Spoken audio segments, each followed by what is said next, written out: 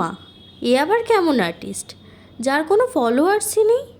আর ভিডিওর কোয়ালিটি দেখেছিস কতটা খারাপ, আর কাজও তো অত ভালো না। তা কত নাও তুমি কুলো বানাতে? হ্যাঁ, 500 টাকা। 500 টাকা? তোমার তো কোনো ফলোয়ার্সই নেই, আর তোমার হাতের কাজও অত ভালো নয়। ওই তো 25-30 টাকা ইনভেস্ট করে তুমি 500 টাকা নিয়ে নেবে? তোমাকে বরঞ্চ আমি 200 টাকা দিই, তুমি আমাকে কাজটা করে দিও। না না দিদি, হবে না। কি হবে না বলছো? বাবা, তুমি তো সেলিব্রিটি আর্টিস্ট দেখছি, একটুখানি রং তুলি দিয়ে কি হাতে ঘষে মেজে দেবে, তাই তুমি 500 টাকা নিয়ে নেবে? টাকা তো ইনকাম করতে হয় না? না বাবা, আমার ওখানে দেখি ওই আর্টিস্টটার অনেক ফলোয়ার্স। আমি এই কথাটা একদম মন থেকে বললাম। তোমাদের কাদের কাদের সাথে এরকম ঘটনা ঘটে একটু কমেন্ট করে জানিও তো।